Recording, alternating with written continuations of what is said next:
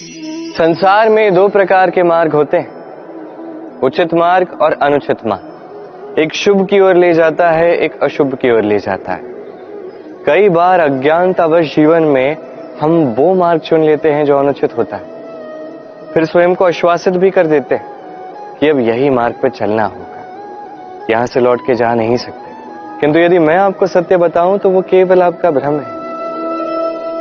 आप में बस संकल्प की थोड़ी कमी है, उसे जागृत कीजिए और बढ़ाइए। आप देखेंगे संसार में ऐसा कोई मार्ग नहीं है जहां से पुनः लौटकर आया नहीं जा सकता। ऐसी कोई सोच नहीं है जो बदली नहीं जा सकती। यदि आज इस क्षण भी आपको लग रहा है कि आप किसी अनुचित मार्ग पर हैं और आप शुभ मार्ग पर जाना चाहते हैं, तो वहां से मुड़िए, लौटिए, पुनः चौराहे पर आइए और वही मार्ग चुनिए जो आपके लिए शुभ है। थोड़ा समय लग सकता है, किंतु निश्चित रूप से आपका मंतव्य और आपका गंतव्य दोनों अधिक श्रेष्ठ हो जाएंगे। आइए और मेरे साथ प्रेम से कहिए, राधे राधे।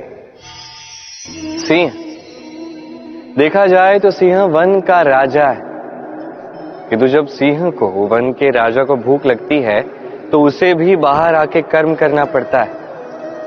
कोई मृग स्वयं सिंह के पास आके ये नहीं कहता कि अरे आप तो वन के राजा हैं, आप मुझे भोजन के रूप में स्वीकार कर लीजिए, मैं अपने प्राण दान देने के लिए सज्ज हूं।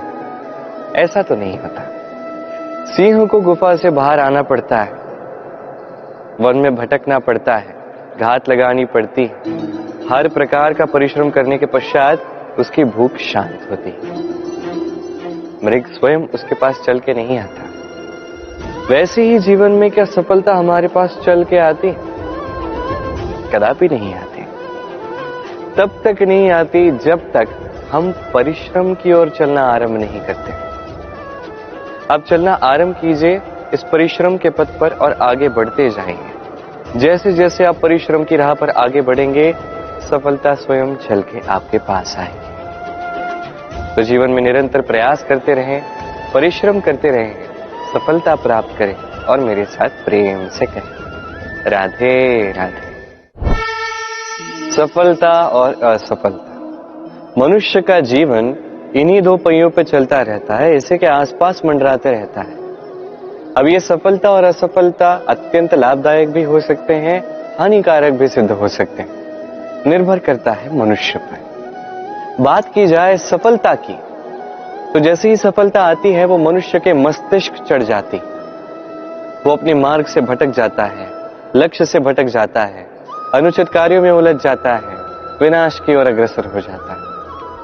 किंतु यही सफलता यदि वो मस्तिष्क से निकाल के हृदय में बसा ले, तो उस सफलता को अनुभव भी कर पाएगा, अपने कर्तव्य भी अनुभव कर पाएगा, सोचेगा कि कैसे इस सफलता से समाज का, चार लोगों का और भला कर सकूं, और वही सफलता उसके लिए वरदान बन जाएगी।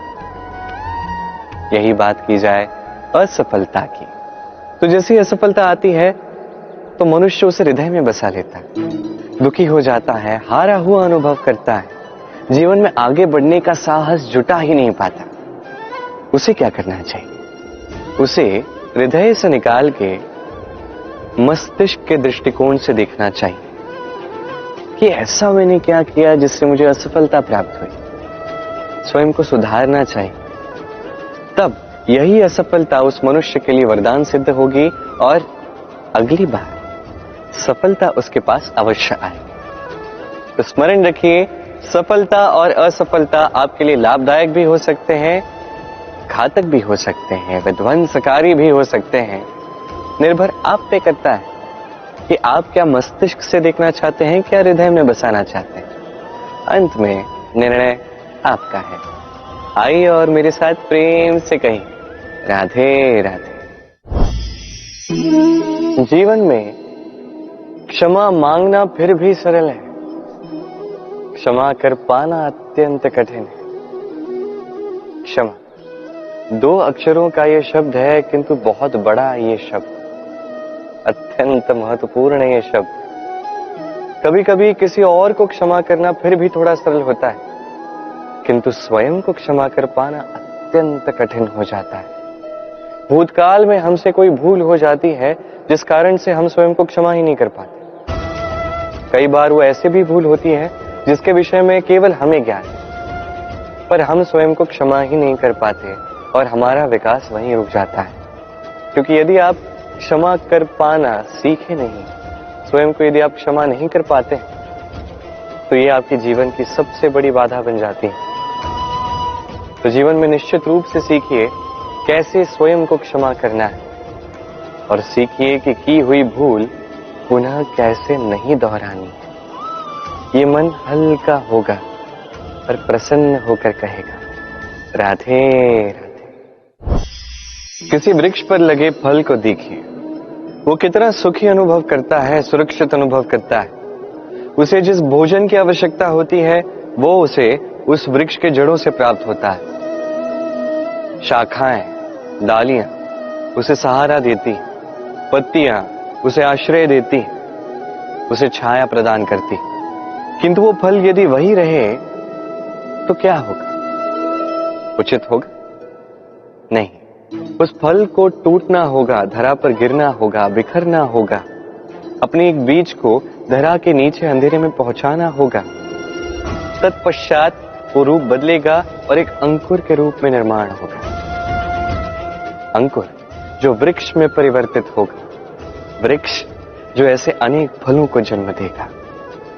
ऐसे ही यदि आप भी जीवन में कुछ महान करना चाहते हैं, श्रेष्ठ करना चाहते हैं, तो आपको भी अपने सुरक्षा क्षेत्र से बाहर आना होगा और कर्म करने होंगे। देखिए, स्वर्ण को भी कुंदन बनने के लिए तपना पड़ता है। आपको भी महान बनने के लिए कर्म तो करने ही होंगे। तो कर्म कीजिए, महान बनिए और मेरे साथ प्रेम से कहिए, राधे राधे।